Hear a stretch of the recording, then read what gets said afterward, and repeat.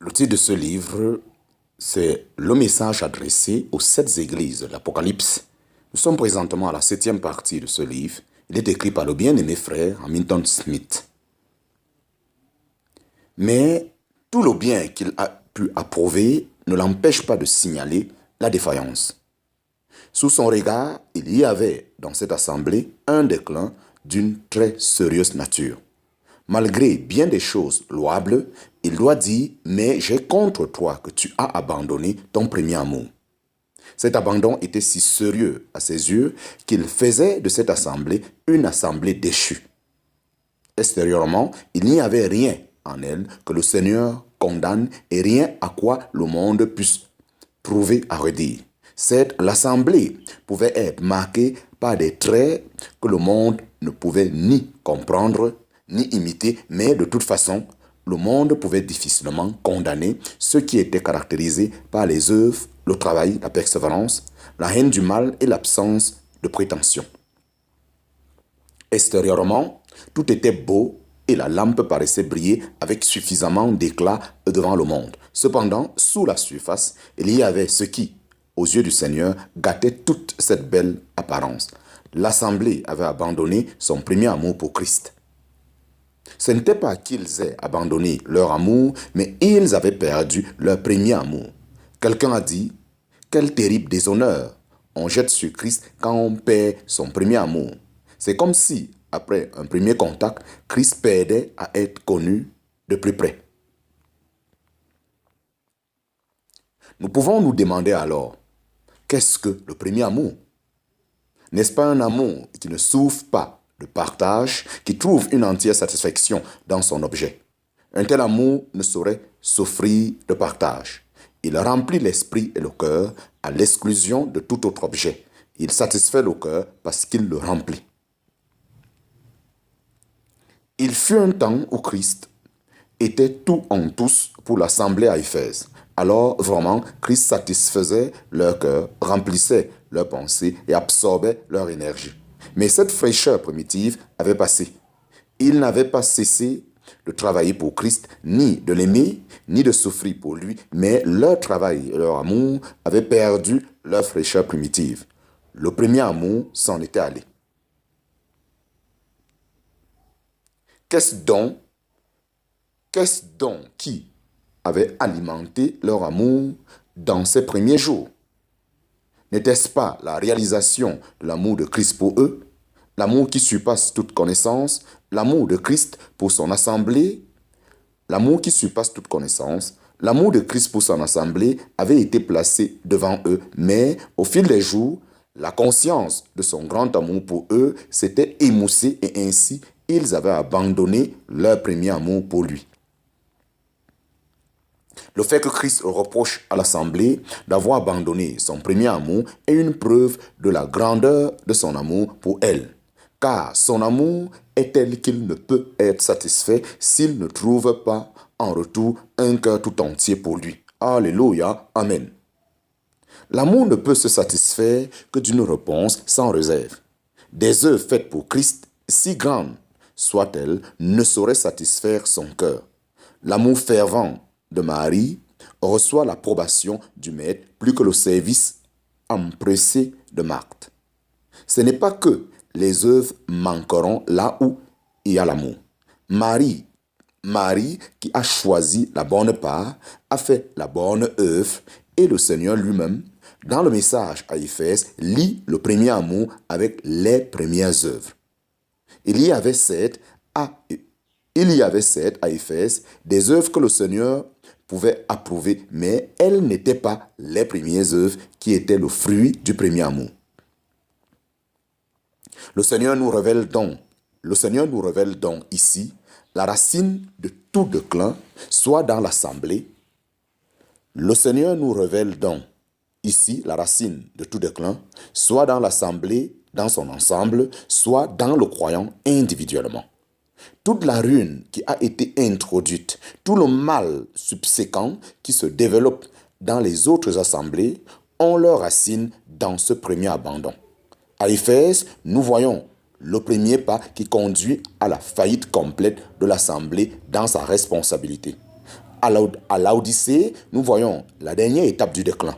À Éphèse, le Seigneur n'a plus la première place. À Éphèse, le Seigneur n'a plus la première place. À Laodicée, il n'a plus de place. À Laodicée, il n'a plus de place du tout.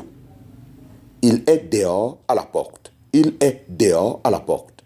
Si Christ n'a plus sa place dans le cœur de l'assemblée, le temps viendra où il sera dehors à la porte de l'assemblée.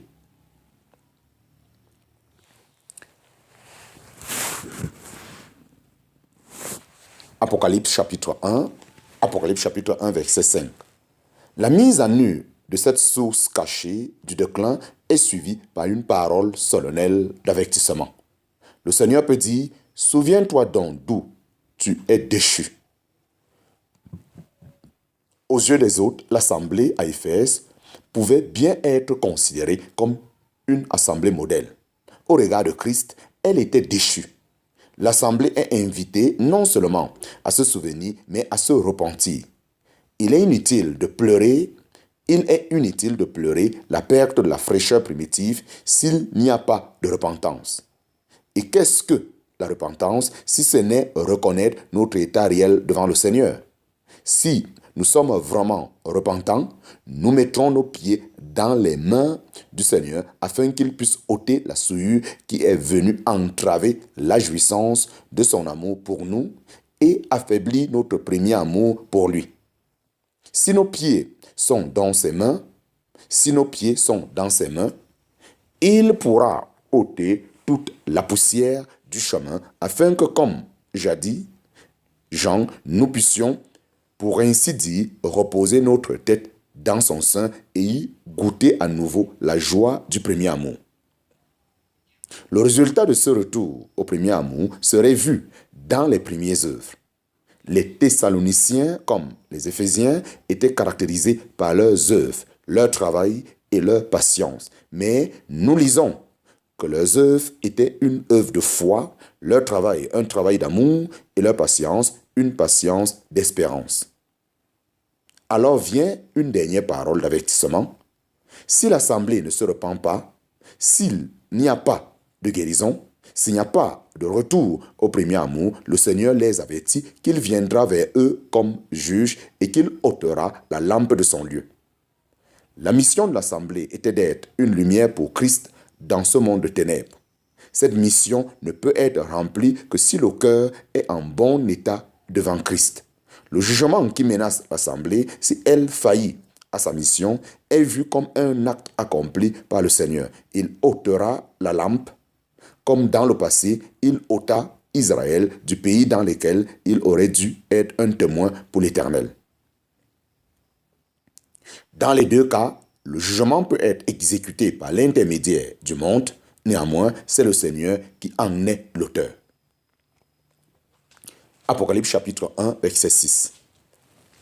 Cependant, s'il y avait abandon du premier amour pour Christ, les Éphésiens continuaient à haïr ce qui était un déshonneur pour Christ. Les Nicolaïtes semblent avoir été ceux qui faisaient de la profession chrétienne une couverture pour le péché. Ils utilisaient la grâce de Dieu pour se livrer aux convoitises de la chair. Une telle conduite était haïe par Christ et justement haïe par l'assemblée à Éphèse. Au début, ce mal se traduisait par une conduite abominable. Plus tard, dans la période de l'histoire de l'Église qui correspond à Pergame, le mal fit de tels progrès que les mauvaises œuvres furent cautionnées par une doctrine perverse. Apocalypse chapitre 1, verset 7. Après cet avertissement, on trouve l'appel pour celui qui a des oreilles à écouter ce que l'Esprit a à dire aux assemblées. Le Seigneur envoie ses messages aux assemblées, mais à travers tous les âges, l'Esprit a appliqué les paroles du Seigneur au cœur et à la conscience de celui qui a des oreilles pour entendre.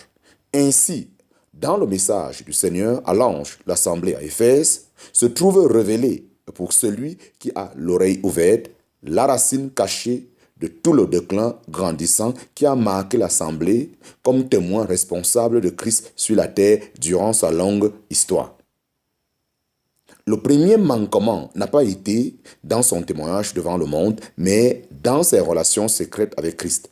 L'éloignement intérieur précède toujours le déclin extérieur.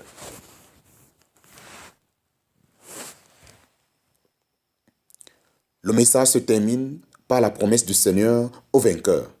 La victoire pour l'Assemblée s'étend normalement par rapport au monde, ainsi que Jean nous le dit. C'est ici la victoire qui a vaincu le monde, savoir notre foi, en parenthèse, 1 Jean chapitre 5 verset 4. Ici, la victoire doit être remportée à l'intérieur de la profession chrétienne. À l'intérieur de la profession chrétienne, triste témoignage à l'état de déchéance de l'Église. Pour l'encouragement du vainqueur, le Seigneur présente la promesse de manger de l'arbre de la vie qui est dans le paradis de Dieu.